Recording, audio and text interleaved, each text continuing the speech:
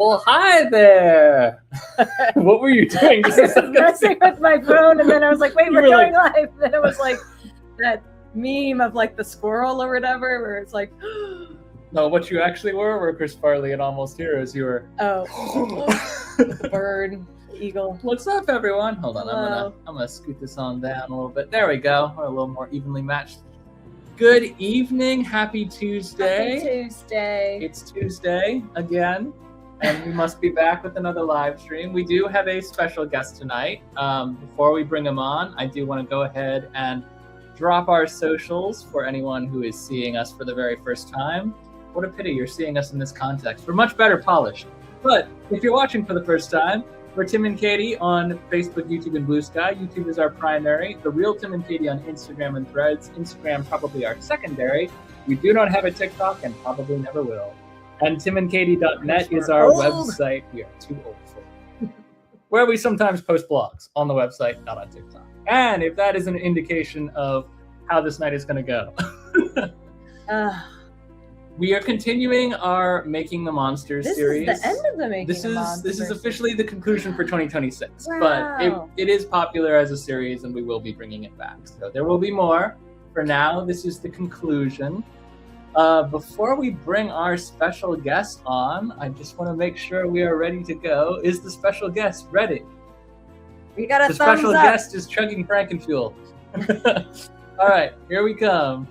3, 2, 1. Boom, Welcome, here I am. Evan Webb. Hello, everybody. How Doing are good. How's it going, man? you? Oh, it's going good. Backstage. You know, Anything catching up on changed? my sleep now. Yeah, for those who don't know, most probably joining this live stream do, Trans World was last week.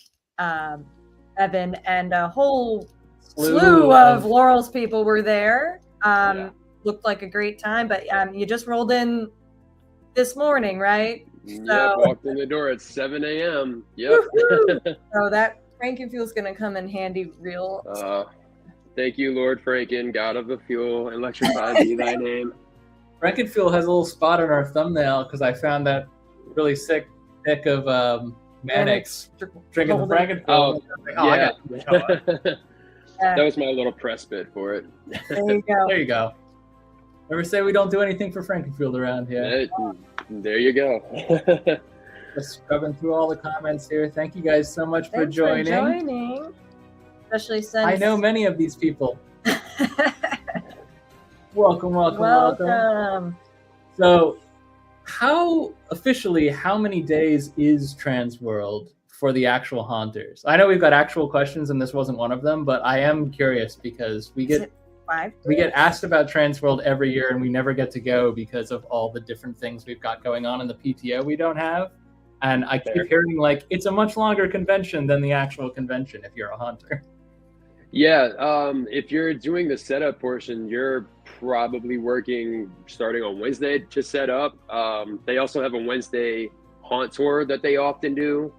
And then the actual convention is Thursday through Sunday, and you have until Monday to break down. So it very much could be a full week if you're taking part in the show. But if you're just attending to attend, you're generally Thursday to Sunday.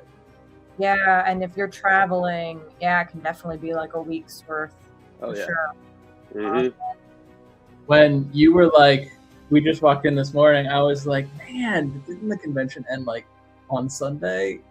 I would have But you can't pack up. You can't pack up until the convention is officially formally over. Take down. Yeah, if you're any part of anything on the floor, you have to wait until Sunday at like 2 o'clock, and then vans can't even come in until all the regular guests have left the entire show floor, and you got to wait in the line of trucks to get everything in and out. It's a nightmare. But we've also learned not to try to travel back on Sundays because you're exhausted after the show ends, even if you're just attending. So now we just always leave on Monday mornings. Smart. It makes it easier on us. Yeah, get the rest in. Yeah. Well, we are glad you guys had a good week and made it home safe, and excited to see what was learned. I'm sure you guys didn't come home with nothing. Yeah, I'm sure it wasn't. No one ever leaves Trans World with nothing. Empty-handed. Oh, no. We definitely came back with stuff. Miss Laurel has a new axe now. She replaced that one. I picked up another mask from Brandy Beast. I grabbed the Death Rattle from Liquid Octopus. So on our parts, we just grabbed a couple little things. But yeah, the haunt's got new bodies, and I'm sure a couple more animatronics. There was a giant staff that made its way in. A few things that I don't even know that we've gotten that'll just show up and they're like, oh, cool, we got that. Nice. That's the fun thing about taking home a bunch of goodies is you never know who else might have taken home goodies with you. Yeah, we had to send some stuff home with other people because there wasn't space in the van, and they're local enough. So we're going to pick those up from them here in the near future. God knows so many things we have shipping to us. Most of the time, that's how I find out what we actually get. I walk in one day and there's a big box sitting there like, what's that? That's how we got our gargoyles. They just randomly showed up off a truck one day, and I was like, "Oh, we got those." Nice. Big box. Yeah, and they were like 4 boxes full of gargoyle that you had to assemble, and just sitting there like, "Cool, these boxes are huge. I don't want to move these." For the uninitiated, talking about Transworld, this series obviously revolves around like the haunt industry, and we use it to kind of highlight people we know in the haunt industry who have kind of instrumental roles in shaping their particular haunt or whatever they're doing haunt adjacent. And Transworld, for anyone out there who doesn't know, I imagine, as Katie said, most of you do, is the biggest haunt convention, I think, in the United States. Happens every year around this time. We never get to go because it always happens around this time, and our PTO banks haven't refreshed. But every haunter worth their salt makes it out there for the most part to network, to get new toys, to get new costumes, to get new props, new systems, learn a new trade, practice makeup. Yeah, it's a big deal. And part of the reason that we do this series around this time every year is to, I mean, I'm not going to lie, we draft a little off the Transworld traffic, but we also use it to kind of ramp up to the ECH, with the East Coast Haunters Convention, which is Transworld's sister show, and that one we do go to. Yeah. So that will be coming up pretty soon, and we're very excited to see. 3 weeks. You guys. Yeah, you guys are just barely returned from Transworld, and you already have to like jump right back in. Yep, we got a whole new booth coming this year because our booth is going to be much larger. So I think we're bringing the one we brought last year and a whole new one on top of that.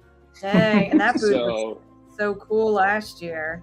So LHOH's going to try to top that, which means a lot more work coming in for us. And we still have to meet up with the actors and figure out who else planning to go and do all that fun stuff, set the tickets up. But yeah, 3 weeks to go until ECH. Yay. Sleep again. There's turning it around after that. So we've already got a list of questions to ask, and some people in the comments have already started kind of asking similar questions, which we'll get to. I did want to give you a chance to answer this one, which I thought was interesting. What was the least favorite part of Transworld, if you have one? Least favorite part is just trying to find food in St. Louis. You would think it would be the easiest thing in the world. The restaurants close at like 8 or 9 o'clock, and that's when most of the after the con floor closes. Right. Most Transworld events start at 7, and there's only a few restaurants that are right around where the convention and the major hotels are. They're already packed by the time you go to eat there. You got to wait in a 30-45 minute line to get a sandwich, or you have to walk a couple blocks to go to another restaurant that gives you an hour wait time. And by the time you're actually ready to eat, everything is closed. It's DoorDash, everything there. You're not eating as well as you want. So we always go to a store that's maybe a block and a half away, just stock up on Lunchables or little things we can just eat straight out of a can, make little turkey sandwiches, and keep that in the room. Because if you don't have anything to eat, you will be starving. It is ridiculous. I don't know why a major city has restaurants that close at 9 o'clock, even on Saturdays. Even on Saturdays.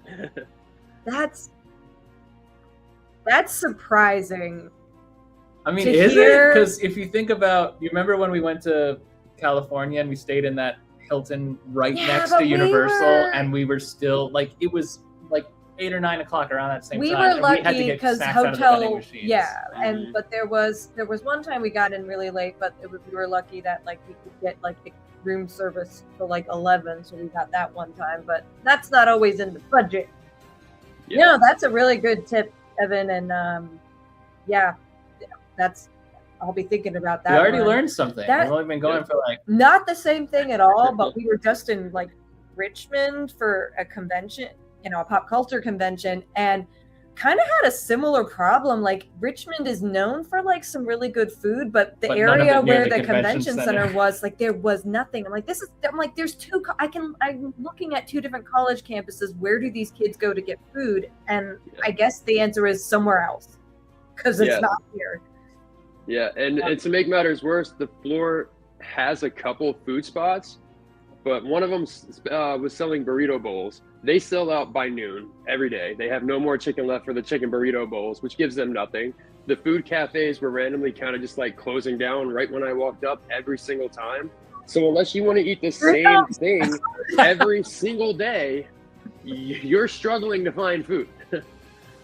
I like to eat. I need food if I'm going to be walking around that much and dealing with thousands and thousands of people for 6 to 8 hours just during the daytime. And then I still have to go until roughly 2 to 5 in the morning and talking with people after that. It's a lot and food is scarce.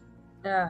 I guess we know now if we ever do go to Transworld, we need to hit Costco on the way. I was going to say, we're going to need some sandwich supplies. I will hook you guys up with the store. We'll walk you over there. It's got everything you could ever need. Sick. Cool. All right, Neil. We know the dirty little secret that there is, where food is hard to come by.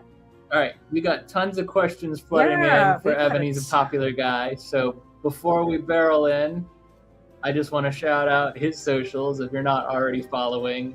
Haunter Be Haunted is, I believe, your primary, right? Yeah. I don't have the Mannix one listed here, but I know Mannix LHOH or LHOH, yeah, is your secondary, which I will add to the video description. I apologize, I didn't think to do that initially.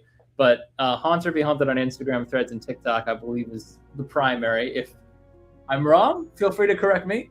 Nope, that's it. That's the main one on pretty much everything. Okay. You can go to TikTok and watch my old videos, but I haven't recorded one in years, so have fun enjoying the vintage content. You're in a lot of Laurel's House of Horrors TikToks, though. I am. I do mostly their TikToks now because by the time I can actually sit down to record my own, I am exhausted and I want to sit. So I don't go back and film after, even though I still save videos like I'm going to, but I just don't ever do them. All your Mannix TikToks should just be you like sitting down going, for real. That's gonna be the thing. Day 28 of being too tired to record TikToks. It's just like The Secret Life of Pets, but it's The Secret Life of Haunters, and it's just that. It's just 100 TikToks of that. Honestly, that would be an amazing series. There's probably an audience for that, right? Oh yeah, people love to see what our life is like. All the behind-the-scenes videos that people do, people eat those up, and then you just show like, all right, this is everybody after the show. You wigs flying, costume pieces going everywhere. Like, yeah, dude, this is literally us. We're exhausted. We're tired. Get out of our building, please. One of my favorite times to be around is when like people are like half dressed, and like by like they got half costume, sweatpants pulled up. It's a vibe. Yep, that's our night. That's our time. Everybody leaves and the magic quickly goes. Yep. It's not Disney where overnight things are getting taken care of and it goes from Halloween to Christmas really in like 8 hours. Yeah, we go from a very well polished show to a polished turd very quickly in quality. Because we are done. We want to sit down as well. We're sitting on the floors where those guests were just buying things at. Like we want to. From day to day, though, if you go for like a Friday show and then you crash and then you have a Saturday show, I've seen you guys bounce back real quick. So. Oh yeah, no, the revival period is amazing how we can pull ourselves back together. But right after the hour after the last person leaves and we start to pull ourselves together, that little bit of time is just everybody saying, I love you all, please stay away from me. I need silence. I at least need to get like part of my costume off before I start doing everything else, recapping the night, all the fun stuff. And we're just all sitting there completely drained of every little bit of essence of life. Wow, I'm only like 2 steps away from being a full-fledged haunter by that standard. Hey, see? Yeah, there you go. Part of the ship, part of the crew. Welcome to the club. All right, well, let's start here because I think this is going to partially answer a couple of the questions that people have dropped in the chat and also lead us into some of the other ones. So we've already kind of name dropped Laurel's House of Horror as your haunt. What is your official job title and what does that role entail at Laurel's House of Horror? So my official job title at Laurel is the actor manager. The actor trainer falls in line with that. And I do a lot when it comes to the recruiting as well. I'm at every single event that we put on, whether it's the Let's Go Music Festival, Main Street Parade, East Coast, I'm still running a little bit of recruitment. Any small thing that we do, I'm there to try to get people to sign up to come in and play Haunted House with us and just have a spooky old time. The actor manager portion, it does involve the training. So I do trainings pretty much all through the summer. As soon as our interviews start, I'm usually up and running just to try to take new actors and try to get them scary, and take veteran actors and try to either show them a new perspective on what they've been doing or teach them a new trick so that hopefully they can keep growing. Even though a lot of what I do is covering the basics, you can't become a superstar at something if you're not a master of the fundamentals.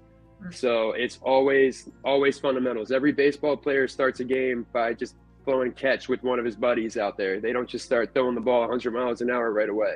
So we're going to play catch for a little bit and then we're going to run some plays. Other than that, I'm putting people in their spots for the night. I usually try to do it based off of skill set and demeanor more than like, oh, this person will look great in this scene. If your attitude doesn't match a scene, I don't necessarily want to put you there. I want to put somebody where their strengths will be amplified and can really be shown off, which going through weeks and weeks and weeks and weeks of training, I get a pretty good idea of what everybody's doing and where they're more comfortable, if they're louder, if they want to move more, if they're more shy, cool, I have plenty of spots I can put you. If you want to bounce off the wall, sweet, this little section sounds amazing for you. It's a lot of psychology, going through the whole thing, thinking how I would want that scene to look, how LHOH wants to see the scenes played out, and trying to make both of those visions collide and come to life. Yeah, that was well said. That was well thought out. That's way more polished than we're going to be in response. Look, I am flying by the seat of my Pokeballs right now. I read over the questions and verbally answered or mentally answered a couple of them, but yeah, no, I'm just going to fly right now. Well, we have 3 back-to-back inquiries about your ability or compatibility with wigs. Wearing wigs? Oh, me and wigs? No. Why won't you wear the wigs, Evan? Why won't you wear wigs? Because I have all this hair. Yeah. I grew my own wig, therefore I don't need to wear wigs.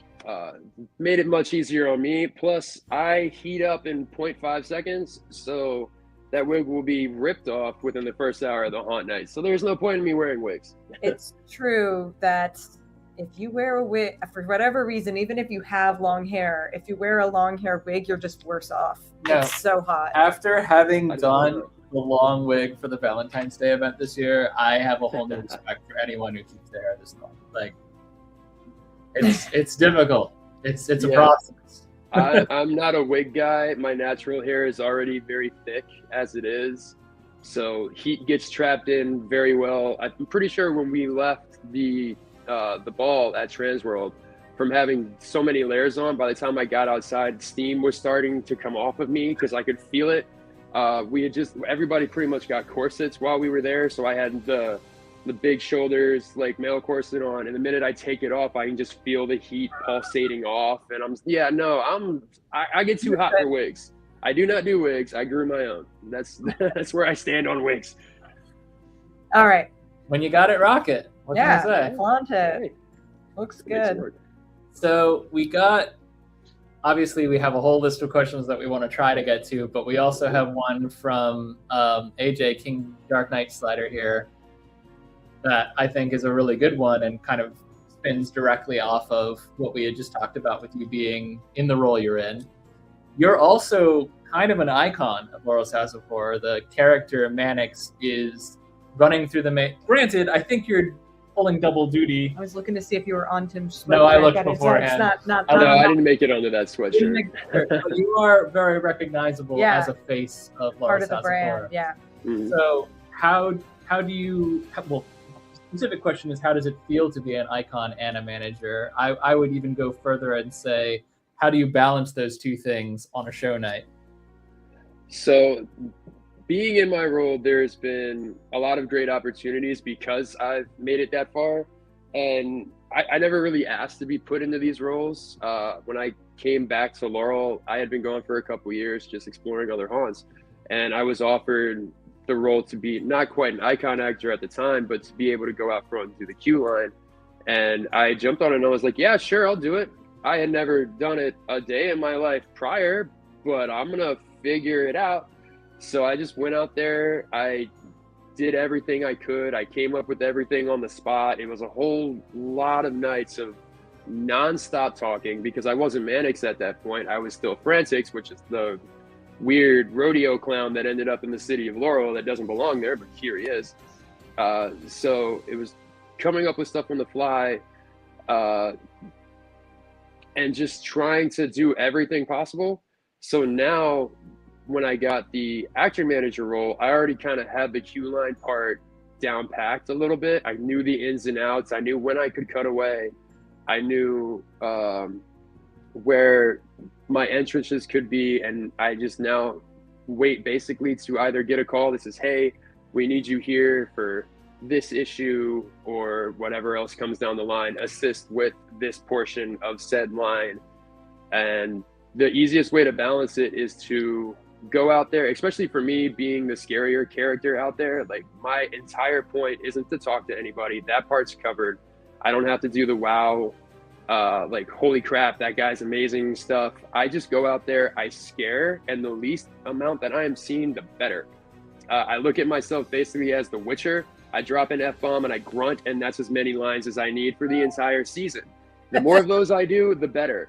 So I just kind of cut in, run around real quick, do a quick couple passes of the line, then I'll go in and I'll do a walkthrough. And the walkthroughs take quite a while when you're stuck behind slower guests or people have questions that they need answered.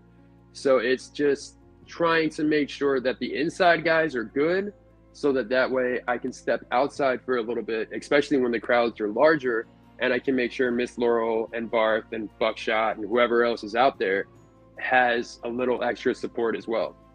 And then once they're good and I see the crowd is at a good size of them and they're in a good flow state, well, now I can jump back inside and I can check on everybody in there and make sure with people coming every 10 seconds that they're still good. And, you know, they got the water, they've been doing their breaks, they're not completely physically exhausted, or they haven't blown their voice out, or, hey, maybe we need to shuffle you from this spot to another because you've lost your voice and you have a trigger over here you can use that'll help with that. Let's put you here and bring this person over.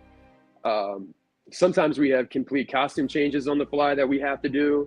So once I can make sure everybody's set up, it becomes a flow state where I can just check from one side to the other and swing back and forth, cover all the bases, and try to do my best at both of them at the same time, which is not always the easiest thing, but it's a fun balance to strike. It's a fun balance. Follow-up question while Tim's setting up our next.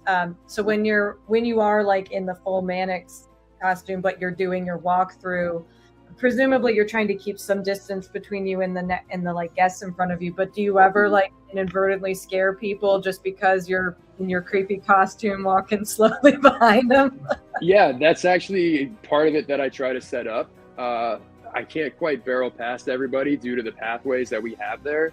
So I often try to just become kind of like that shadow that's right behind you. I want them to think that someone is watching, and they only get to see about half of my body at most at any point in time. So yeah, it's a total in character slinking through. When they leave the room in front of me, then I'll cut through the room and catch up to the next door while checking on the actors as I'm walking by them after they've done their scare. But everything stays in character. Everything's a part of the show. And sometimes I can get around that group and then I show up in front of them later and like, weren't you just that there? Where did you come from? It's like, no, I know this building. If the shadow of this building touches it, Mannix will be there. Yeah, I love that. So we're taking it back for the next question. And I just want to say too, there's a lot of really good ones in the comments. Yeah, which if we're not leaving them behind, Yeah. and we will get back to them. We've got a couple of like standard ones we always try to ask, but yeah, don't worry, we've got some. Well, especially for people who, if you follow Tim and Katie, there's a good chance you've seen a Laurel's House of Horror Evan vlog before. So you've most likely encountered this particular haunt and the people in it before. But for anyone who's hearing about Laurel's House of Horror and or Evan for the very first time, we do have some kind of standardized questions about your path as well. Yep.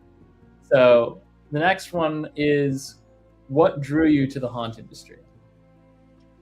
So the haunt industry kind of came to me in a weird way. I started fresh out of high school, and my mom had seen a Facebook ad, I'm pretty sure, for another haunt in the area, and was like, hey, you seems kind of up your alley, you should check it out. And for me, I was just like, okay, sure, why not? That sounds like an extra paycheck, because coming out of high school, you don't have a lot of money. Money sounds great. So I just went there. I went to their audition, did my interview, and I was immediately took on to their team. And once I started, and once I got past my very, very, very, very rocky first night, the second weekend I was up and flying, and I haven't turned back since. What was bad about the first night, Evan? Oh, okay.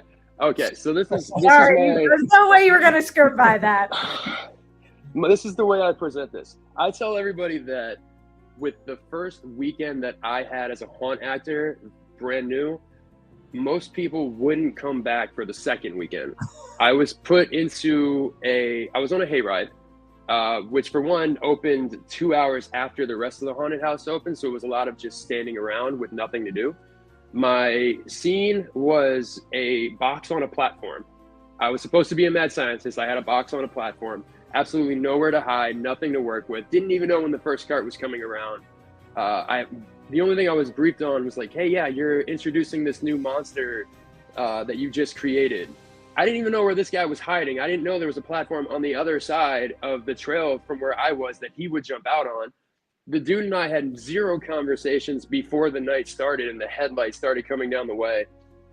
So I couldn't scare anybody. I had no idea what to say because I wasn't a theater kid, really, so improv wasn't a thing for me. You put me on the spot and say, hey, you have to do this talking. This is the only thing you have to say. I'm like, cool, how am I going to fill up the space? I don't have the toolkit yet. So the entire first 2 nights, I got no scares.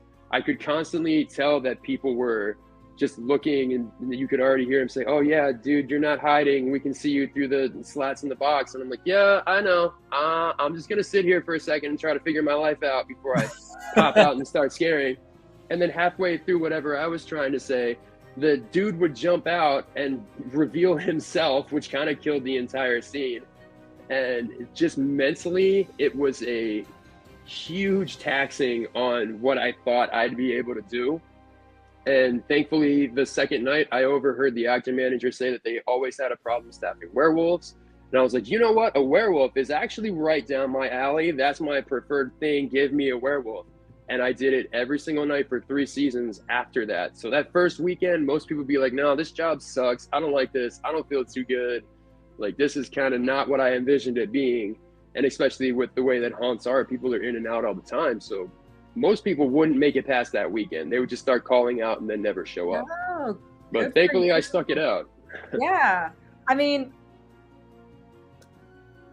I think the blame is on whoever put you there and didn't give you absolutely any instruction or have you make a plan with the other person in your scene. Like, that does not sound like it was your fault at all. Being an actor manager now, like, I'm sure you can identify all the ways that went wrong. That was really bad. And yeah, just good for you for sticking it out and being like, this isn't the end of my haunt experience. This ain't the end of my story. And there is so many different roles and strengths to be played. You can improve upon improv skills. Obviously you have, but yeah, I think that's actually a really good story though for people trying to, break into the haunt industry, to know that, hey, if your first night goes bad, it may not necessarily be your fault and you may just need to find a different kind of vibe for you. Yeah, and every night here, I've had nights where even this past season, I didn't feel like I was picking up as many scares as I normally do. And if that happens for 1 or 2 nights in a row, I'm like, man, I need to rethink almost everything. It's mentally taxing. But then you come back the next weekend and people are falling over and running for their lives. It's a very big ebb and flow, up and down. It's constantly moving. What worked one weekend and on one person won't work on the next group necessarily. So you have to be, I think, almost mentally defiant to just basically say, oh, that sucked. All right, next person, moving on, hit the next one. And anytime you start to feel negative about it, just bury that group behind you and jump into the next one, because it might work. You never know until you try. Don't bury yourself, just get the next group. Yep. And not only, but I would argue that haunting as an industry has changed so much in the last probably 5-6 years alone, COVID notwithstanding. Like, just it's taken so much more seriously industry wide, as it should be. Like, we're getting more and more people who are better trained out there, who are actually using techniques instead of just the typical boo, you know? Yeah, so right. When I was a kid, like, boo was all we got, and that was devastating. Yeah.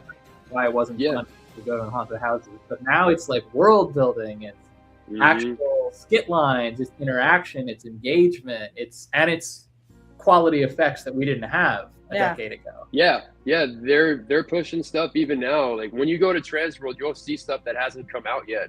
Things that you would never even think of, like, oh no, that's actually a very smart thing to do. Why hasn't we been doing this for years? Yeah, but you see this every single year, and each new actor, whether they're brand new to the scene or coming in from a different haunted house in itself, everybody brings something with them. So there's always something to notice and something to take into account. Like, okay, maybe I can try this method, or I can try this thing. Haunts themselves have stepped up back from when it was just a bunch of curtains lining hallways and animatronics that didn't even move. Now you have 16-foot tall, lighting up eyes, voice lines coming through it, charging forward. The lighting effects are crazy. The sense that you can put in fog is crazy. There's so many tiny aspects that make up the entire operation that most people don't even notice, because there's so much to notice that makes it up. And I want to say too that I know we have like home haunters in the audience. I know we've got at least one in the audience right now, but occasionally we have other home haunters in the mix too. And when you're a lower budget and independent, I don't want to say that like having people jump out from behind a sheet isn't the best that you can do, and therefore like really John's Haunt is better than that. But I'm just saying, like, as a whole, everyone starts somewhere. There's a place for that in the industry, but absolutely, where we are right now as an industry, the haunted house industry has grown up and blossomed so much that we have entire worlds being built at every pro haunt that I think I've ever been to. And it varies widely from haunt to haunt, but you can always tell when someone is passionate and they genuinely care about the product. Yeah. And those are the haunts we love to visit, of which Laurel is definitely one. So we always are grateful. How has your journey evolved from that rough and rocky start to where and what you do now? So you went from the creator that didn't know anything about his own creation to a werewolf that you said you did that for 3 years? Yeah. Werewolf? Okay. And then and from there, where'd you end up? So after about my first 3 seasons, I ended up joining the Army, and from about 2013 to 2018-ish, I wasn't able to work as many nights. Most haunts wouldn't take me because of my schedule, because I could never tell them which nights I could go, but I would always ask, like, hey, if I just show up, like, will you take me if I just show up? And they're like, yes, I'm free tonight, let's go. They would often say yes, so I had 2 or 3 of them in the Tennessee area where I could show up at a random time and be like, hey, I'm here, throw me in a mask, give me whatever you need. I'm gonna try to make this work. So I never got to work a full season, but I got thrown into pretty much any variety of spots that you can imagine being in a haunted house, especially with 3 different ones on the rotation. I could join in and I could work in a greenhouse as whatever that thing was. I've been characters where it's just a bag over my head with eyes and a mouth hole. I've done every bit of asylums. I've worked some smaller animatronics, the ones you have to push out to go after people.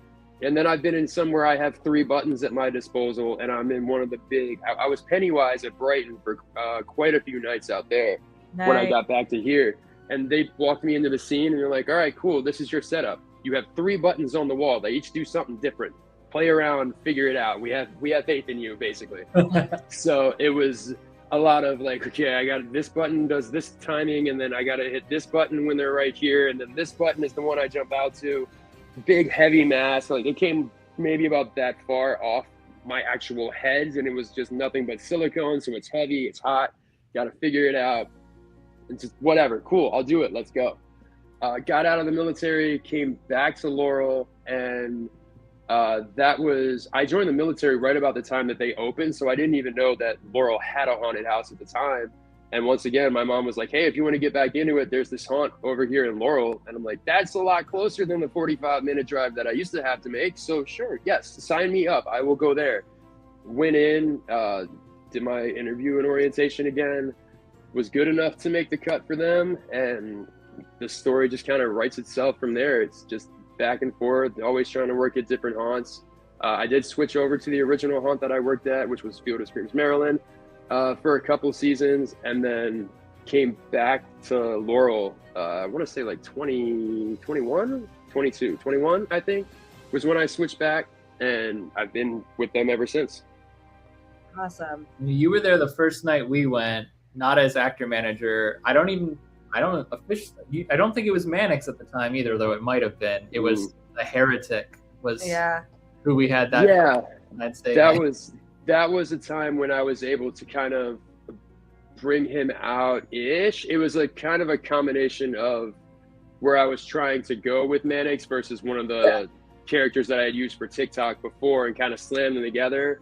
And at that point, the character that was used on TikTok was literally just called The Demon. That was it. I never gave him a name. That was just the hashtag. That's all I ever had. So when it came time to come up with the name, I'm like, I don't have one. This is what I am, I guess.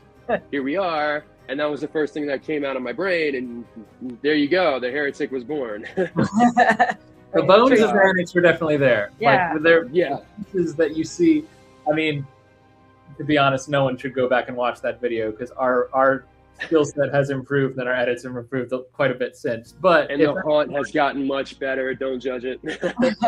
if you were to go back and watch that video now, I think you would see a lot of Mannix and a little bit of other characters kind of pieced together in a Frankenstein monster. He was trying to find his way and come back into a new environment, and he had already changed up so much at the time that it was hard enough to keep track of what I was actually doing. So it was kind of after that season that I settled into a storyline and kind of pulled them together, got the last couple strings attached, tied everything up into a cute little bow, and sent it on its way. Yeah.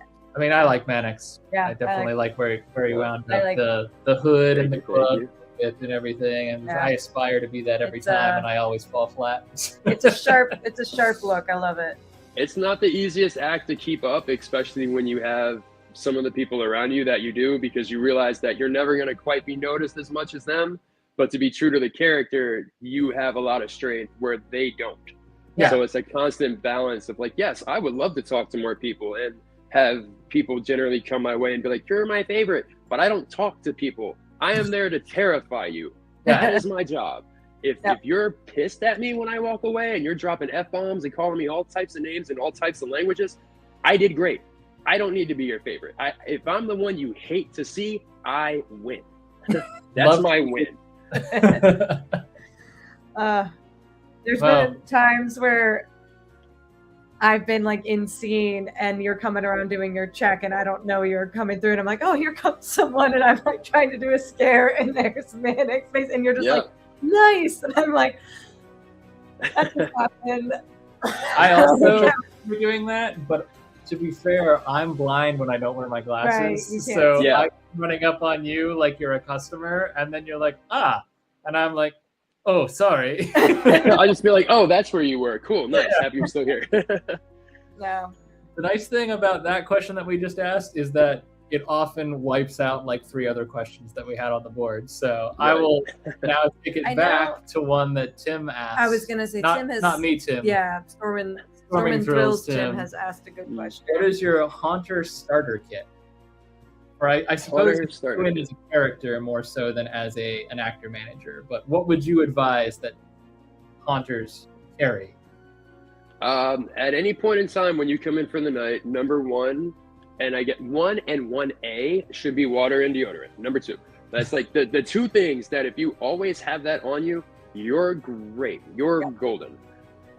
Bring an extra t-shirt, bring an extra pair of socks just in case. You don't know if it's going to rain that night or somebody's going to spill a drink on your feet. Now your socks are completely soaked and nobody wants to scare for 3 more hours when your foot's sloshing around. Other things I would generally bring is some type of small snack, protein bars, or like any type of peanuts, cashews, something that you can eat quickly and little bits at a time are great. Some people really love candy in the middle of the night. I don't prefer candy in the middle of the night. And I think that's the best like starter kit. Now when I roll in for a haunt night, I basically have a Frankenfuel, a bottle of water, my deodorant is stored in my spot, and I can just walk in and have that little bit ready for me, and I'm fine. I'm off to the races. Newer haunters, you guys might want to add a little bit more into there, like a first aid kit, liquid IVs, all of that type of stuff generally helps out. And that's kind of the basics. Any hygiene products that you can think you're going to need, bring it. And you'll figure out after a couple of seasons what you really do and don't need, but that's going to vary by person, just based off of your body, your components, your makeup, whatever you have going on. You'll know exactly what you need to bring and when you need to have things ready for. And then you'll learn your limits of, I know I can go 6 hours before I get completely exhausted and I need more water. Okay, cool. I got my liquid IV. I'm back. I'm good to normal. Some people can only go about an hour before they're like, crap, I'm wasted. I don't have anything else in me. I have no energy. I know how far I can go and how few things I need to make it after 14 years of doing this, 16 years of doing this. Holy crap. 16 years of doing this. So at this point, it's an easy bit for me to walk in with almost nothing and still turn out a pretty normal night and not have to stress about having too much around. But some people, you bring more. I've seen people bring duffel bags every single night. And I'm like, cool, as long as you think you've got everything, you're solid. Well, sometimes like costume and stuff with you. Yeah, I mean, if you make your own costume, which to be fair, not Also, every haunt that's lets you make your own camera costume. equipment Some of our Yeah. stuff is camera equipment. What I was gonna add on top of all the stuff that you've already mentioned, and I take the camera stuff out of the equation. Like if I'm just going in as someone who may be on camera as opposed to carrying the cameras with me. Believe it or not, dental floss is absolutely mandatory for everything we do now. You're just so afraid Brisket of the gate, brisket man. gate. I can't brisket gate. There was a vlog we did at Field of Screams, PA. We got some way back when. barbecue. From Another the one food that truck. nobody should go back and watch. The quality was poor, but also I was poor in it. We got like You got a brisket, piece and I of got a brisket, huge like- piece like lodged. I didn't notice it, and It's like not noticing a truck. That's but it's like I'm looking at you sideways most of the time. I didn't notice it, and then he's editing I it. couldn't fix it. I was just like, Uh. I'm gonna put like a blur on my face and just hope that nobody watches this one. Yeah, but then the blur brings more attention to it. So then I everybody's know. like, why is it blurred out? What happened to It was it? a therapy thing for me. It had nothing to do with how effective it was. Yeah. But that, and then nail clippers can be very handy for trimming small things like thread, as well as just keeping yourself The polished. accidental. Yep. And then the only other thing I was gonna say has temporarily slipped my mind, but I feel like it was really important. The one I was thinking Chapstick. of. Oh yeah. Yeah, especially for after the night. Yeah. Oh yeah. Or during. Yeah.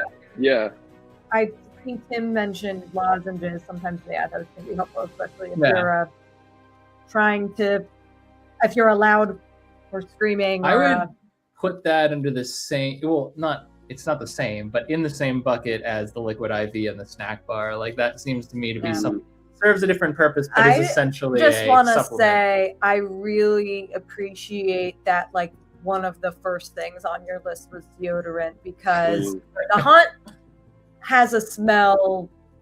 you don't have to The contribute royal to that. haunt, not smell. Yeah. your haunt. Yeah. Like all haunts. Yeah. I always tell people, if during the night and at the end of the night, if you smell like a monster, you've done a great job. That means that you've been running around and putting in work. But if you smell like that at the beginning of the night, now we have issues. Yeah. Yeah. Become the monster. Don't walk in as the monster. Smell Yeah. like, I put deodorant on 4 or 5 times throughout a haunt night. And that with all those layers, I'm like really digging in, trying to just put a little bit on. I have some type of body spray at some point where I'll just like re-up it, like, nope, I can kind of smell myself. Let me make sure nobody else really can, try to mask that and move on.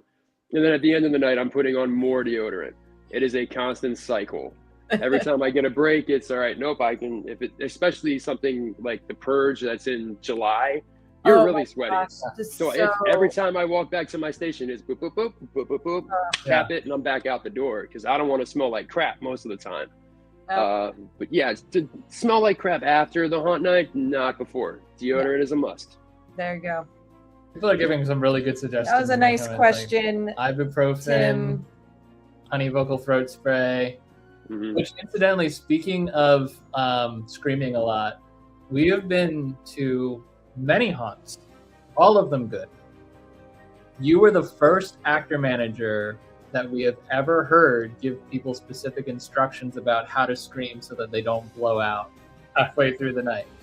Yeah, that Well, came I know you're from, still doing it because you're good at your job, but that was just something I wanted to call out. The scream from your diaphragm and not from your throat? yeah, it's making sure you're using your diaphragm when you try to even project just talking voice, but especially if you're going to scream, because you're going to tear your throat up so quickly if you don't. Yeah.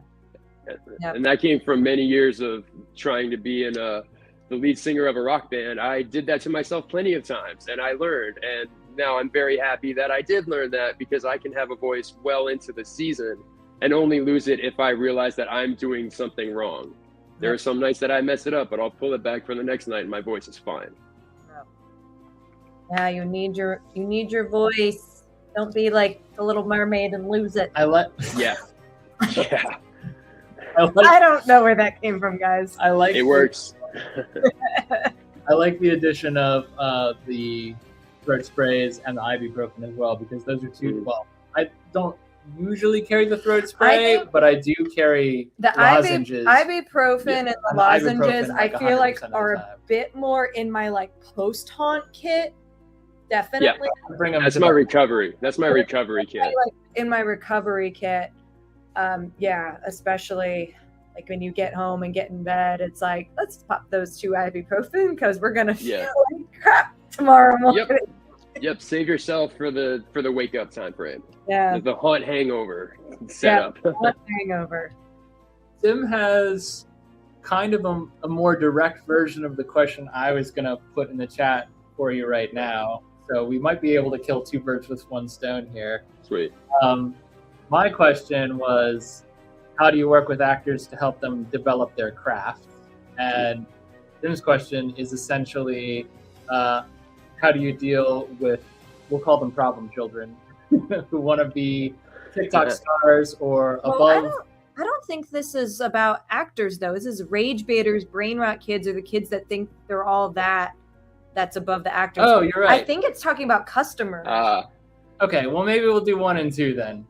You're right. I read that as actors. Like, I was thinking about like actors who want to be bigger than the whole. Yeah. Which is another, I mean, we can make that another question too. How much time you got? I have plenty of time. It's early for me, so let's go.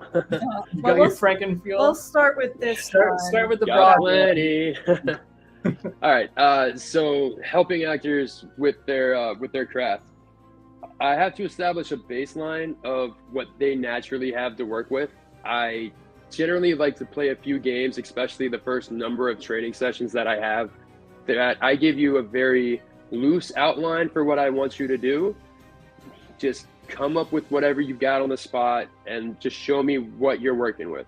Some people have a lot of creativity. Some people don't have a lot of it. Some people are more nervous. Some people are complete extroverts and just jump into a whole Joker skit and routine and like, all right, cool, that's good. Now at least know you're willing to be loud and weird. Dope. And it's breaking the ice with fun games in a group setting where I know a lot of people generally think that they don't want other people seeing them do it for the first time. But this is my way that I can show you that everybody in here is probably doing this for the first time. This suggestion was something I just randomly came up with. Now you all have to act like this. Nobody knew it was coming. Nobody had prep time. It's everybody's just way to go out there, and you'll see some people that do zombies really well, and some people that do vampires really well, and some people that can do some like more bestial characters very well, but then they can't do clown very well, or they can't really do asylum or grave keepers. Whatever you try to give them, somebody will always be better at than somebody else. So I get your baseline, see kind of what you're working with, and then I start tailoring what we do after that to pull different aspects of the job out.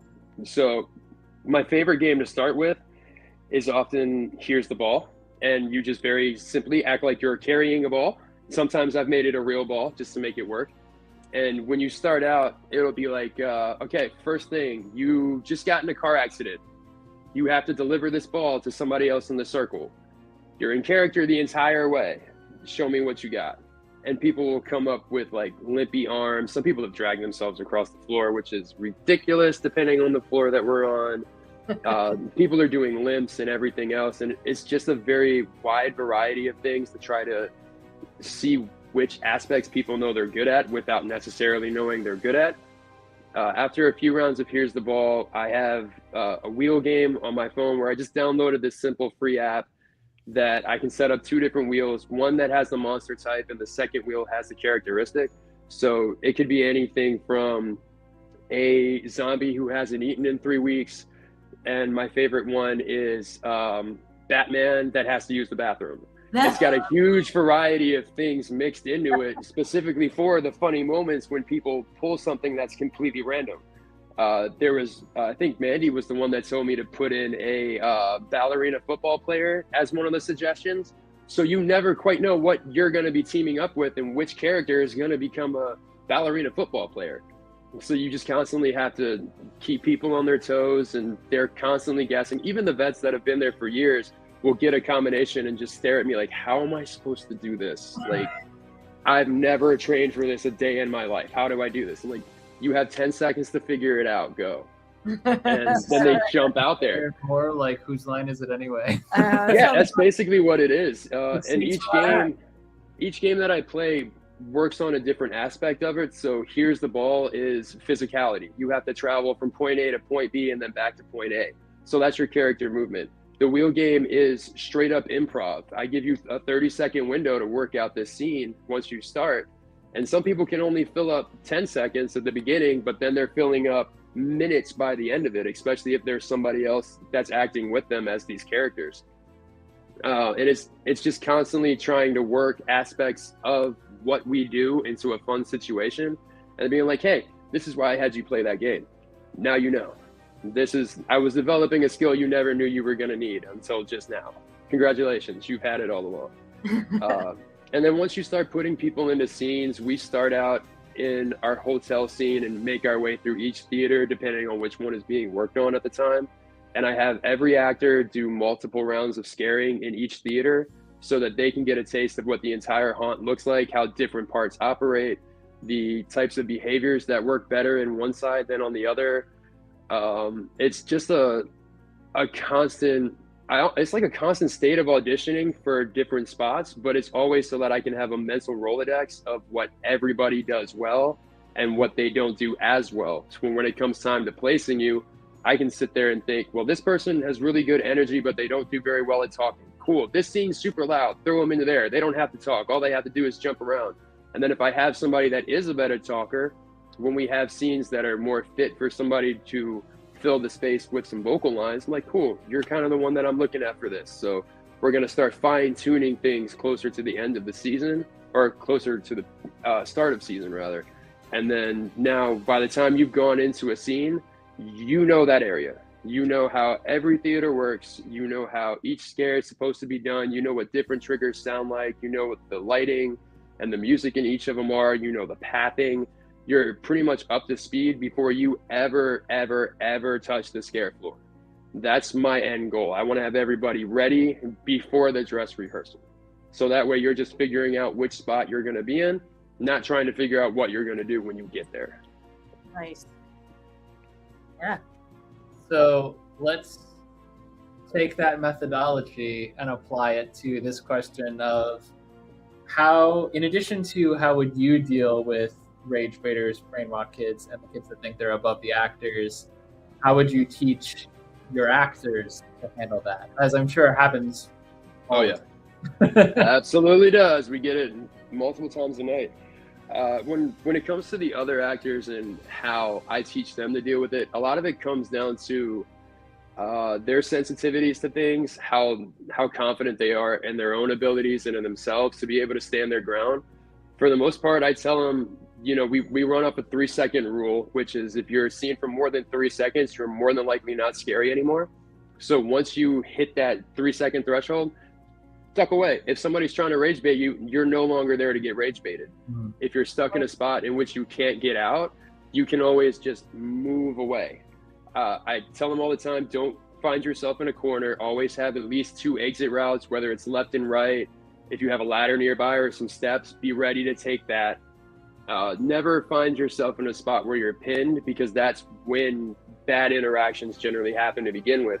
But especially when it comes to most of the time the younger kids that want to come in and scream things at you or whatever else, it comes down to how well they can take the heat. And if they can take it well enough to stand in there and kind of spar for a second, that's fine. As long as you shove them out of there, like, you'll be all right. When you're outside and you're in the queue line portion, a lot of people do that to test you, which is often where I find myself, is they're trying to make it so that I'm not as scary, mostly to themselves, but also with everybody around you. You really have to stand your ground firmly. You have the power in that scenario. As much as they're being loud and they're barking around, the characters have the power. The guests do not. You guys are confined to a line like livestock. I can move wherever I want to. I can bounce to any spot. I have the power. So you have to be able to talk to them in a way without losing your cool, which is often very hard to do depending on what they're saying sometimes. You have to find a way to keep yourself calm, cool, and collected, stay in character, and battle back as your character would.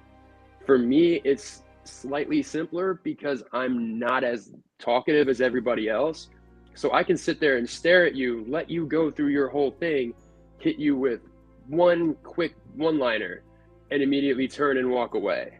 But that one-liner is going to zing because I haven't said a word this entire time. The less I speak, the more weight my words carry. Once you've used up all your words, every single word becomes a blur. But the 7 that I just said leveled the entire interaction. Now I can cut away and walk off, and I'm fine. And everybody else is sitting there trying to figure out exactly what I just said if they couldn't comprehend it. And sometimes people take it and it's a straight lightning bolt to the chest. They're like, oh, crap. Yep. No, you got me on that one. Good shot. Okay. And sometimes it's just a matter of looking at them and saying, are you done now? I really have better things I have to tend to that are more important than you. And oftentimes they'll pause and they'll just take it into offense almost for a second. Like, what, I'm not important? No, you don't matter. You're cattle in a line to the slaughter. Can I move on now, please? And then you can break off the interaction and move. It's, as long as you can keep your position of power in an interaction, you are completely fine. Even if you think you blew it, as long as you didn't let them overtake you, you're good. You're fine. I think the advice about, like, just, especially like in scene or whatever, like if it didn't land and they're, you know, heckling you, just leave. Yeah. Yep. For the Duck away, find a way to retreat off, be ready for the next group, you'll be fine. And just let it go. Yeah. There's definitely a demographic that is hell-bent on making actors break character. And oh, absolutely. That at like Halloween Horror Nights, like they'll go after anybody in this lane. Yeah. And I'm thinking specifically of a very brief encounter that I had in character at Laurel's during the Valentine's Day event, where you may recall I was playing kind of a flamboyant character who wasn't particularly scary apart from his look. Right. And I'm kind of leaning into that is like, I'm more the comedy angle. I'm a good introduction to the chaos that you're about to experience haunt-wide. But then I came out onto the midway and was more popular than I anticipated and got stuck there for a while. There was a group of, I'm assuming teenagers, they look young, who were mimicking my bad British accent back at me and told me to break character. And at the time, I came up with "Never Going to Happen, Darling," which fit the character and I was proud of it. But in hindsight, I'm like, I should have said what character? Yeah, but both of those ways are different directions in which you could pull off for the very same effect. If you sit there and you say "never gonna happen," it's kind of a fourth wall break without necessarily breaking the wall. It shows that you've tried. Good on you. Here's your head pat. Never gonna happen. Take your cookie and milk and go back to bed. Whereas if you sit there and you try to play it off as, what character do you think I'm playing? This is just me. We do have to be aware to an extent that we're putting up a facade, and some people can see through it. So playing into that when they want you to break and just give it the tiniest little breadcrumb, sometimes all you need, and there you go, you won that interaction. Congratulations, good job. I was there for that one. I think you won it because I handled it. I mean, exactly. They immediately they were like, okay, you got. And then they, we actually wound up taking photos together, which was fine. I mean, they left with a good impression. And also, I'm not like an actual actor. I'm not really representing the haunt, save for the fact that I'm there and in character. But in hindsight, there were better ways I could have gone at that as But there a character. are also way worse, and you didn't go for the way worse. 100% there are way worse. Yeah, absolutely. I've been sitting here listening to all of your approaches to the situation. I'm like, man, I should have just gone all further in on the character. Either way generally works. Sometimes going further into it isn't the best play. Sometimes giving them a little bit of ground isn't the best play. But I think the way that you handled it, and if they ended up taking pictures with you and everything afterwards, that's a win. Yeah. That's an absolute win. You earned their respect enough to be the important thing to me is that they left with a good impression of the haunt more so than what I didn't add to it. So it seems like they had a good time. That's really all I cared about. But it lives rent free in my mind as one of those things that I came up with something better 15 minutes later. You'll always have that. You'll always have that, no matter how long you've been doing it. Sitting there before, waiting for the next group to come, been like, dang, that would have been a better response to the 3 groups ago. Dang, I really should have come up with that one sooner. Oh, well. Yep, and then you just save that in the memory bank for the next time that it happens. File away. Response. Yeah, on a good night, the haunt sees many customers who have opportunities to turn that around and start using it. Mm-hmm. So within this industry, obviously there's a lot of trial and error, and I know Laurel is past its 10-year mark now. Woo-hoo! So we've seen a lot, even in the last 5 years that we've just been, and it's almost been a full 5 years now, which is crazy. Yeah. Much longer for Laurel, but that we've been going there. We've seen a lot of growth from your haunt as well as every other haunt in the industry. Have you ever come up against an insurmountable obstacle, something that just was not going to work and had to totally change the approach and adapt? You kind of come up across that almost every single night. Sometimes you get that customer that just doesn't budge. You get the ones that you can't scare, and if you can't scare them, that is now your insurmountable obstacle. You're not going to scare that person. How do you work around that? You figure it out. You move into entertaining. Some people just move to a creep factor and move to somebody else. Beyond that, you have set pieces that you really need to have work. Like if a mechanized drop panel is no longer dropping and that actor now can't get that scare in, well, cool, we have to figure out something you can do until that thing comes back online. And I don't have the skills and the know-how to get that thing back online, so we're just going to yank you out of here, and we're going to go this way. We're going to make this side work instead. You're going to go to this dead space. You'll have scenes that just don't want to cooperate at times, whether it's animatronics or set pieces, just decide they randomly want to fall after standing upright for 6 years. They just have to come down on this night. We also have our ghosties, which really sometimes don't play along with the things we want to do, and there ain't no stopping them. So if you want something insurmountable, that's the one. Sometimes you have to play with them, and if somebody feels like they're really coming after them, it's like, all right, cool, we're going to move you. We're going to bounce. I am not going to stop to have a conversation with them. If they're just playing around and being pissy, that's up to them. I can't order them around. There's nothing I can do for that. So it's like, all right, cool, we're going to adapt and overcome, and we're just going to shuffle things in a certain way that makes it work. It's constantly running into different issues every single night. We've had the Voodoo hallway has had its entire lights go out for 20 or 30 minutes at a time. Nobody can explain it. It's just something that we have to deal with. And now those actors are in the dark, and it's like, all right, cool. Start screaming from different sides of the room. Like, make it work. Confuse everybody. Learn your layout quickly and just hide somewhere. Make it go. There's a lot of those little insurmountable problems that happen every single night that with experience you learn how to deal with, but you don't have experience the first time you have to deal with it. It's just being patient, working your way through, relying on the team around you, and trying your best. The another story from my recent visit, the animatronic, the extender arm in that first room when you walk into the Carlisle Hotel, that I had developed a routine with like the 1-2 punch of like, welcome, and I draw the eye, and then that they make their way around the podium, and that thing stretches out and usually at least touches somebody, if not kind of them in the back. Well, that thing kind of broke down like halfway through and was just stuck in the extension mode. So the first people that came through, I stole from American Dad. I was like, I'm afraid I have no explanation for that. And people would get that's fine. I mean, that animatronic in itself has had nights where it'll flip forward and then its head just goes flying towards the guest as they're walking through because the body just finally gave up. The materials couldn't hold up to what it was doing. It's had its legs pop off at times where it just completely folds in half, and now those legs are done. Animatronics, especially ones that move in that way, are just one that eventually are going to give you an issue.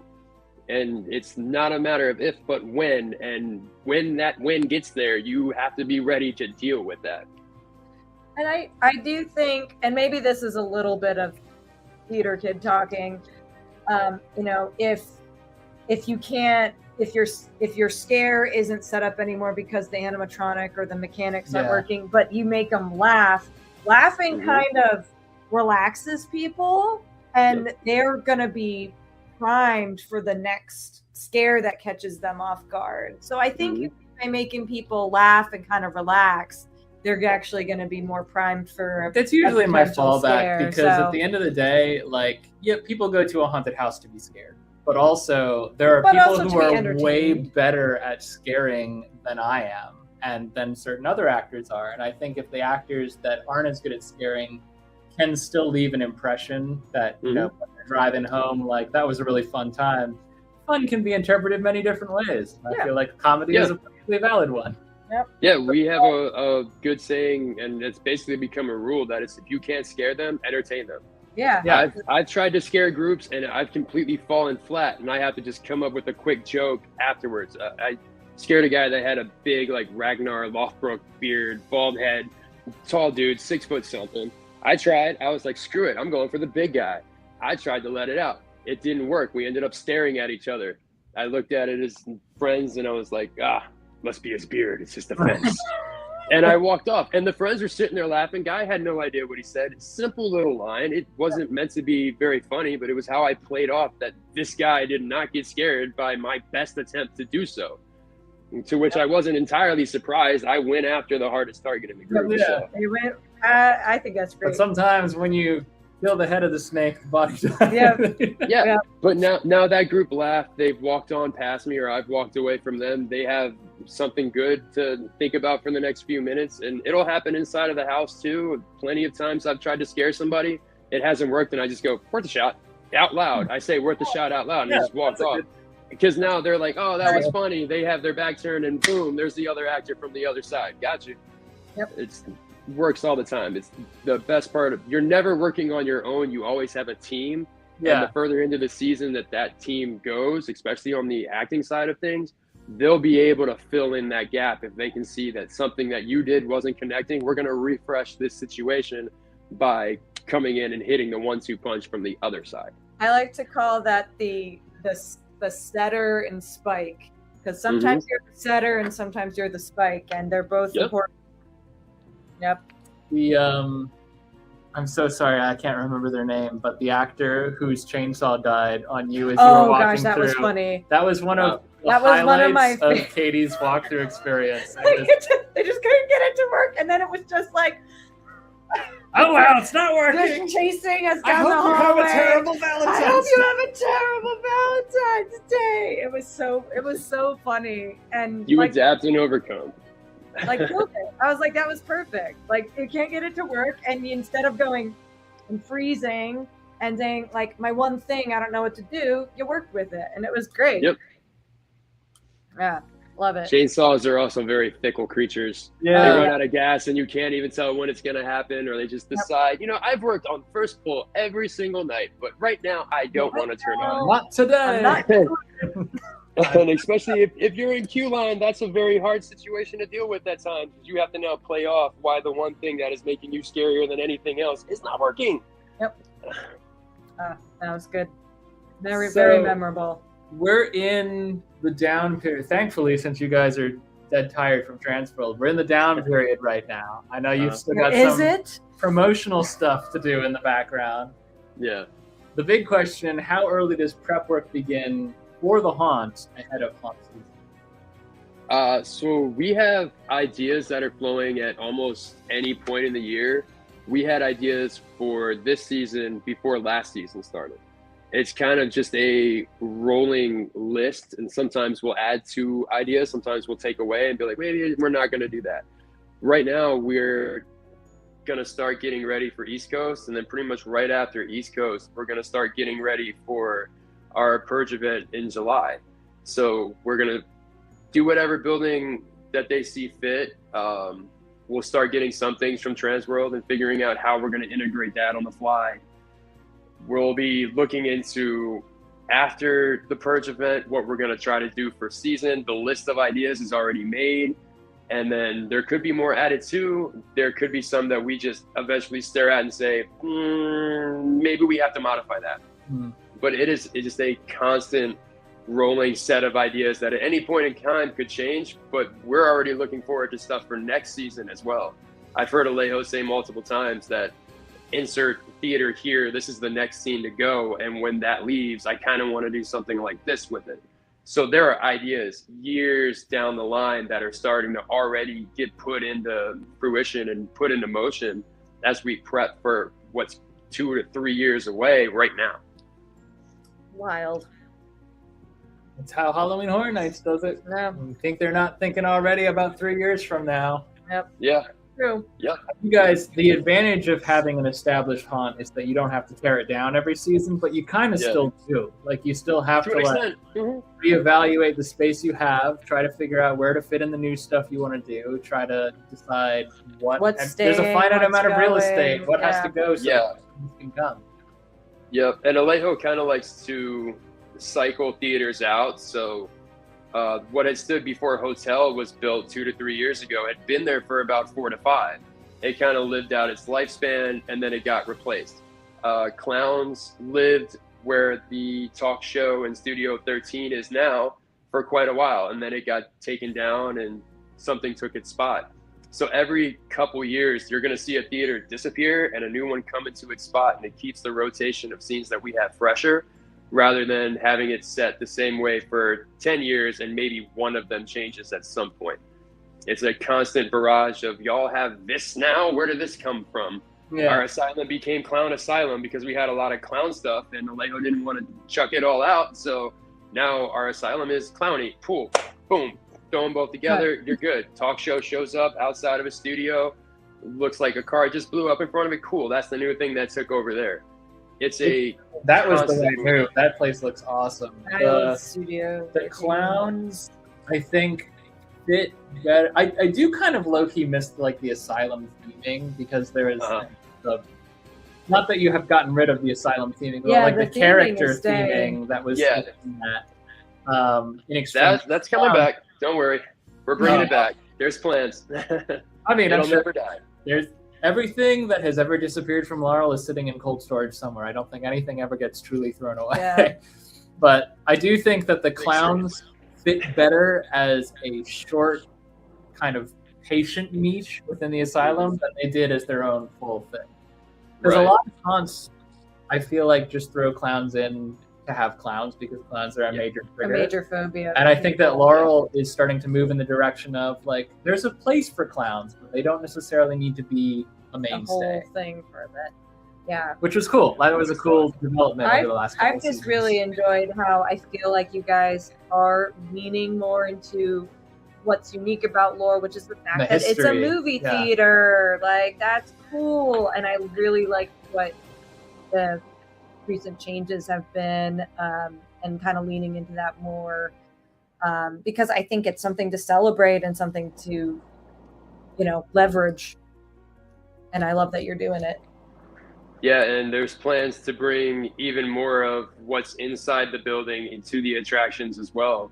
There's paranormal aspects of it that we've already heard talked about for the new designs when another theater goes down before this upcoming season, where we tie everything in and really start to build it around the Laurel Sanitarium that was in the area, Forest Haven that's right down the street, all these different things that happen.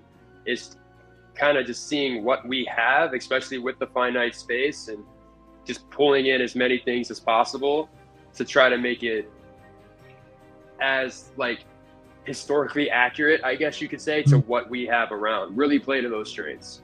Yeah. And having built within that old historic theater, and also, Laurel Sanitarium, as you mentioned, like Laurel's has a certain amount of lore that came with the property, which it's great that the paranormal elements and the sanitarium elements and the movie theater elements, especially, like everything is playing more and more into the overall theme. And, to an extent, like the twins and the Carlisle, all these different pieces that make the whole. I think in the since we've been going from our very first visit up to our current visit, we've seen a lot more synergy develop between the different pieces of the overall walkthrough. And I think that's really, really cool. Yeah, I think that's super cool. So, don't want to get into spoilers. I know you guys have a big season planned, so I'll let you cook. Yeah. But for sure that was what we've seen so far has been really exciting. For sure. A lot of new stuff coming. There's always ideas, and some things are going to shuffle around. We're going to have some brand new setups, and a whole theater might completely disappear and relocate. We don't know. You never know. You never can tell what's going to happen. Stay tuned. That's right. So I have been asking some of these questions out of order. You may or may not have noticed, but there's a certain flow to our conversation that I'm kind of like leaning off of. So that's fine. Works for me. What's a challenge that people wouldn't expect about your line of work? And that can be your line of work as an actor, as a haunter, as an actor manager, however you choose to interpret it. If you had like a pain point. I mean, one of the things that really can cut the flow of a night off for me is the random aspects of stuff that could happen throughout a night. Nobody walks into a night expecting to get hurt, but you can lose 3 actors to injuries out of nowhere. We've had things that, once again, have stood for 6 years completely, perfectly still, and this one night it just has to lean over and somebody happens to be right underneath there. It's the completely random Final Destination style elements that creep in out of absolutely nowhere when you think everything is glued together, taped down, everything's moving the way it should or not moving the way it should, and somehow this one thing you never expected, boom, just blew up right in your face, and it's, oh crap, okay, now that's something we have to deal with. I could say it's call-outs and attendance problems, but that's generally to be expected in this type of job when you have people showing up. I mean, everybody at their normal job has days where multiple people have called out, you just have to deal with it. But for me, it's always the random bits that you cannot plan for that find a way to sneak in and ruin your entire plan. That's very fair. That's what it sounds like it. As an OCD type A planner personality, any variable needs to be squashed, or I Yeah. can't be happy. Yeah. So in your line of work, it's Right there nothing with you. And would not be able to handle the quick. He can adapt, but you have to give him like time and space. So it would not. She still hasn't totally adapted to my. I can't adaptive adapt process. to his adaptation. I have to process. freak out for a solid 15 minutes before I find a new plan to get excited about, and then I'm fine. But that like coping period is just it's nonsense. Yeah. It's not Feel you on everyone that. made for it. Yeah. That's why, I mean, I think to an extent, and people have refuted this as I've brought it up with different groups, but to an extent, I think anyone who has ever fancied themselves a haunter has also fancied themselves a haunt owner, and in some way, shape, or form. Like, it's not that we've never had ideas about if we had our own space, or what would we do? potential haunt. Mhm. Yeah. Like a dream. Like in the fantasy scenario, if I yeah. had $3 million, what would I do with it? Yeah. Right. It's things like this where I'm like, I think we could build a really cool haunt, but I could never be in charge of it because it would be too crazy for me to handle. The hour-to-hour operations sometimes fluctuate in craziness off the smallest little circumstance, but sometimes just the night-to-night bits. Unless you're mentally prepared for everything to go wrong, yeah, it's crazy. And you have to be able to dial in and kind of just pull yourself together in those moments of stress and be like, all right, cool, that's messed up. This is the plan now. This is the plan, guys. We're doing the plan. Do the plan.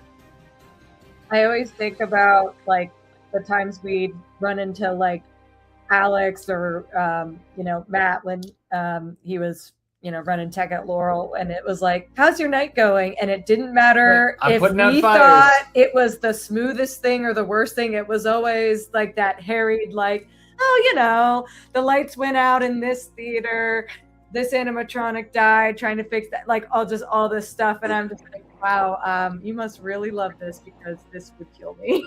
This level of like, yeah, I'm juggling 8 balls and 4 of them have dropped and cracked, but we picked them back up and I'm juggling them again. Yep, I'm back up to 6 now. Here we go. I just got to get these last 2 together constantly. Yep. Angelica's comment reminded me of, I can't remember whether I think it was my therapist who put it this way when I tried to describe like my crisis mode, like my coping mechanism period, where I'm like trying to get a new plan together. It's like I'm a GPS and I've just missed a turn. And so it takes a second to recalculate where it just fritzes and it's like, don't know what you're doing. What are you doing? Stop. Okay, rerouting. And as soon as we're on rerouting, I'm fine. But like the haunt industry is like rerouting 100% of the night. Constantly. You're never in full on everything's going to be okay mode. It's constantly rerouting. So my next problem, you guys. I mean, it's a tough industry, but you do it. You do it proud. You do make it look Make easier it look easy. than it is sometimes. That's the goal. If I can make it look easy, that means I'm doing something right. Yeah. From somebody's perspective. Perspective, like this little bit of like insider perspective we have. We're like, wow, they're really doing it. There is a great many things that go into perfect haunt night. And maybe there's no such thing. And maybe there is no such thing. What do you think, in the same vein as the previous question, what do you think is probably the biggest misconception about haunts or haunting that you wish you could correct? I think the part of it that always sticks out with me, especially being in the queue line so much from the guest perspective of what we're there to do, everybody thinks we're there to entertain them specifically. Like, nobody else around you matters. It's you that I'm here to entertain. I can't tell you how many times I've walked by somebody and said, what, you're not even going to try to scare me? My good sir, I have 50 other people in front of you and 100,000 behind you. I'm not worried about this one person. I have things to do. On the night-to-night basis, that's always my biggest thing. I hear it all the time, especially if I'm scaring around. They're like, what? Do I not look good enough to scare? Dude, I didn't even see you over there while I was getting the last 3 people. Now you're yelling at me, and I don't have time to pay you attention because now you just sold me out to the 5 people ahead of you that I now have to scramble to get. But the haunts overall, there are a lot of things that I could really get into, and some of them are more niche than others. But I think for me, the misconception that I kind of contend the most with when people bring it up is the fame portion of it. Everybody thinks that so many of us are like big, famous because we've got people that know us. I can't tell you how many people have no idea who I am. For every 10 people that know me, 1,000 people don't. Mhm. I wear the same costume all the time, yet most people that come through the doors that have been coming for years don't know my name. And that goes to the outside portion as well. It's just it's a huge hit on self-confidence for some people to worry about being known and having your character be known and being famous both in and out of character. And that is really just something that you don't need. Like I've said before, if I'm coming through there and scaring people and I make you hate me and make you curse my name because of what I just did to you, that's my version of a success. Your success is not based off of how many people know who you are. Your success is based off of how well you do your job. And I think for most actors in the haunt community, that's the biggest misconception that I've seen around. That's good. Every time we ask this question, we get a completely different answer. That's good advice for people trying to be in the industry. Like, you don't have to have a TikTok. You don't have to have 50,000 followers, you know, to do your job well. It's good if you do. We love we love the people who have reach, and that's great. But it's not like a requirement, and it doesn't mean that you're not doing your job well. And I will say, I mean, there's some credibility to being a public entity. Like, well, the only thing I know about Blood Prison, which I'm sure is a great haunt, is Warden's Widow. Like, as far as I know, as far as I've been familiarized with the haunt itself, that's what I know about it, is the icon that presents herself at the front of it. And I think that there's a credibility that comes with having a cult following that is not necessarily a bad thing for the haunt. But I also remember seeing a thing go around, I don't know if it was a trend or if it was just a trending topic that everyone jumped in on, talking about like key line acting and how that was like, oh yeah, that's the like top the of the peak. tower, the peak where everyone wants to go. And That's another big one. people felt very differently about that topic, with good reason, I think. So there's pros and cons to it. And as a not really official haunter, but as people who frequent haunts a lot, and as people who do have a brand that is kind of dependent on some brand recognition, I see both sides of it. Yeah. I do think that wherever you are, you can do a great job with whatever you have to work with. And your job as an actor is to do the best you can with what you have, regardless of the situation that you're in. Yeah, no actor that I have ever seen have I judged separate from the haunt that they're with, especially when they're working and doing their character work. For the most part, if you're doing your job well, you have elevated your haunt.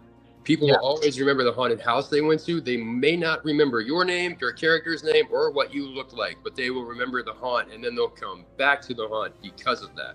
So if you make your haunt look good and your haunt's growing and gaining traction and steam and really looking good to everybody else, congratulations, that's your fame, your haunt. Your haunt's name getting bigger is all you need, because that means you have more opportunities to do what you want to do. It's job security.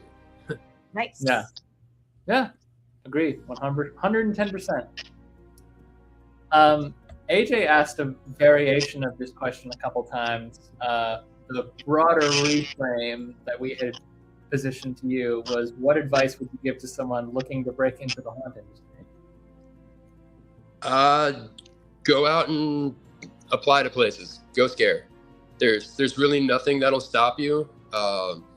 You can't reach whatever goals you have in the industry unless you get to the starting block. You have to be there in order to get somewhere.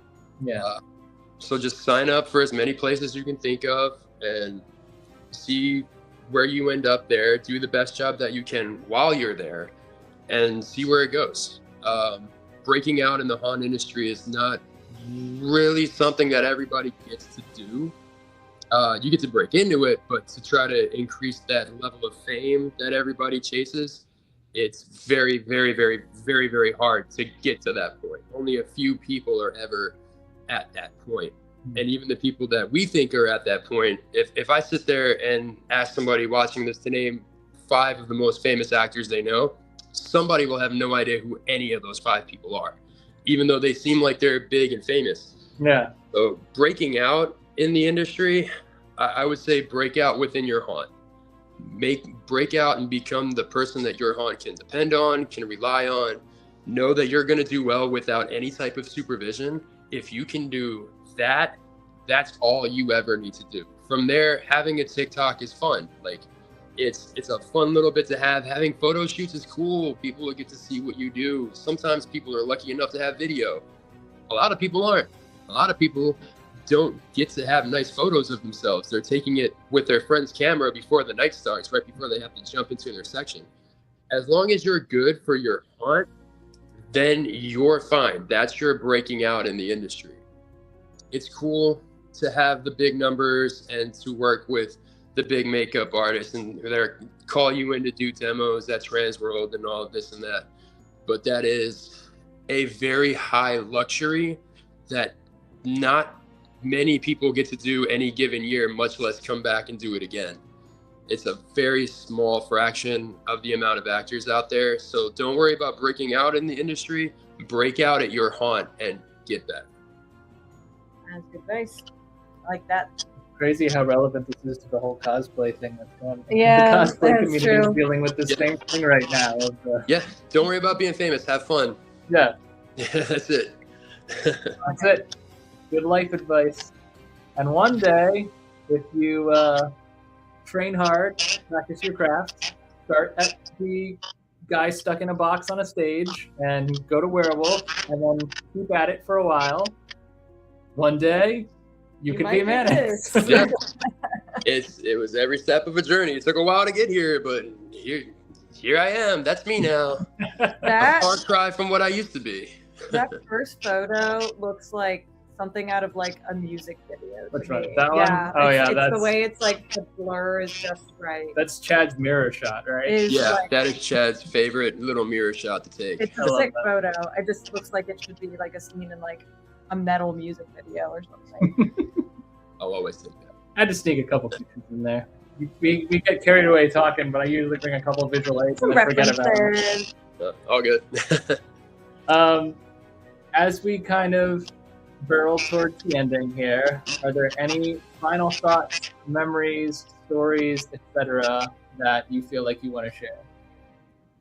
For me, a lot of the memories that I have kind of jumble up into a bunch of you had to be there style moments. There's always good stories that come out, but a haunter stories is kind of like a fisherman's tale. You don't quite know how big the fish was unless you were there in the moment. There's so many things that I can say I would never have gotten to do or never knew existed a day in my life had I not stepped into this community and not applied myself with at least a minimal amount of effort. So my thoughts for everybody would be get out there and just try, just do. You never know what you're going to see.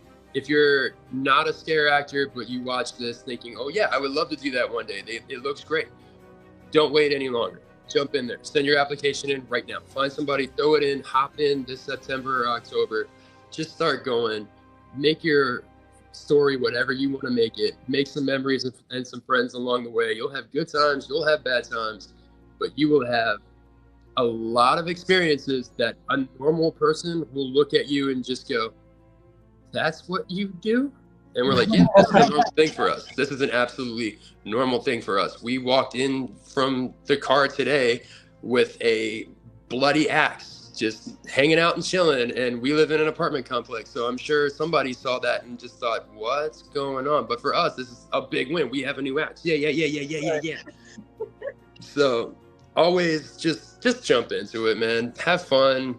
Create some stories, make friends, take as many pictures as you can. That was my biggest flaw forever. Step along the way. I don't hardly ever take any pictures of anything. So if I need to go back and reference something, I have nothing. I don't have any proof that I ever did it, but just do the cringe thing, be cringe and free. Just have a good time with it.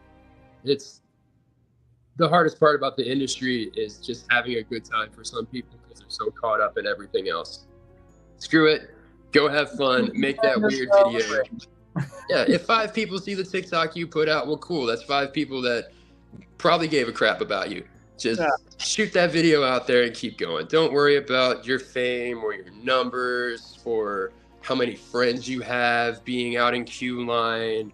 Don't worry about any of that. Just go out there and have fun every night that you're in there, and you're golden. Congratulations, you're a hunter because you just did your job well. There you go.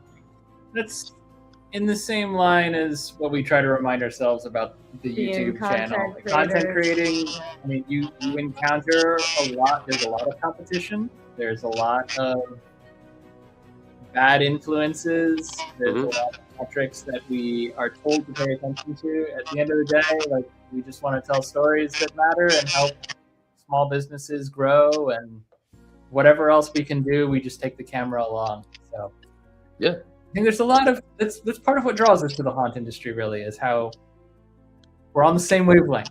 Yeah, I think it's just any kind of creative industry. You've got a lot of people that are highly motivated, but also in this day and age, you want to be seen and heard and have the numbers. But yeah, you all got to start somewhere, and if you're not having fun, then you're doing something wrong. I mean, even with my TikTok, with all of that, I kind of blew up on there right around COVID timeframes because nobody had anything better to do. The first video that I posted that had traction, I mistakenly posted at 4 in the morning, I think, 3 or 4 in the morning. It was just one of those 10-finger challenges, whatever it was. And I was just like, all right, well, nobody's going to see that. I'll just hang this up and never do it again. Woke up within 24 hours, I had 10,000 followers out of nowhere. And I was like, oh, so maybe this is a thing. And that was the one time I've ever gotten that many followers at one point in the journey within a one-day growth. Everything after that is a grind. So you're going to have peaks and valleys, and some people are really going to like what you do. Somebody's always going to have something to say about what you do. As long as the people around you think you're doing a good job and you're enjoying your time, I think you're good. I think you're solid. Not everybody's going to be famous. Not everybody's going to have 5 million subscribers. Like, I'm not Mr. Beast. I would love to be Mr. Beast. Mr. Beast, send me some money, please, if you see this. Like, I'm never going to be that level of anything, but I'm going to have a good time at the level that I'm at. Yeah. I don't think we're going to get a better mug drop than that. Before we part, I want to remind everyone to, speaking of blowing up on TikTok, to follow Evan. Haunter Be Haunted is his primary. He also goes by Mannix, MANNIX LHOH, on Instagram, Threads, and TikTok. And I think, every live stream is our first so the way we usually end is by tapping into the haunts, which we've been talking a lot about, building up the haunt and the things that you do directly impacting the experience at the haunt. So what's next for Laurel's House of Horror? Not speaking specifically of spoilers, but special events that may be coming up, things that we can look forward to this season. So our next thing on the docket is East Coast. That's in basically 3 weeks from now. Yep. Our next event that we're going to have is going to be our Purge event in July. We decided to cut down halfway to try to give ourselves more build time, because when you have 4 off-season events in 6 months, you don't get a chance to really do anything until crunch time is too far on there. So we're going to extend that window out. We're going to just do the Purge in July, and then we're going to keep building beyond that. I would say expect for some characters that you've gotten very comfortable with to start looking a little different sometimes when you step out there. There's always new ideas for which directions characters can go in. The scenes will end up looking different here pretty soon. I don't even know what toys we got from Transworld, but we got some toys, and we're going to put them on full display for people. Actors are always learning new tricks. We're constantly trying to find ways to fine-tune the makeup, fine-tune the costuming, fine-tune the acting and the scenes. And then all of us in Q-Line are just going to go nuts trying everything we can think of to make it better for you guys. So just be ready for some things to change. Be ready for some cool new things, some wacky new things, and then get ready to get lost inside of the dark inside of the building because it's waiting for you. But simply, I'm always ready and I'm never ready. Yep. Yep, let's go. Well, thank you guys so much for tuning in. Thank you, Evan, for being here and talking to us about your craft. Very eloquently, might I add. Yes. I try my best. Our next live stream, you're going to see this switch from red back to purple. We're going back into travel as we head into a big year of channel events for Tim and Katie. But we will, of course, be at East Coast Haunters, and we will be, hopefully, depending on the day, able to make it out to Urge event eventually at Laurel's House of Horror, hopefully this year. Our next live stream will be April 14th, when we'll be talking a little bit more about travel. But until then, I think we had a really good live stream tonight, That was guys. awesome. Thank you so much for Great tuning questions. in. And yeah, once again, wouldn't be where we are without Evan, so appreciate I you. wouldn't be here without you guys. All right, we'll go ahead and close it out. You are welcome to join us backstage, Evan, if you've got anything left in the tank. If not, Yeah, no, we're down to hang out. so until the next time, guys, I have been Tim, I'm Katie. and every night, Is a new adventure. and we will see you again soon.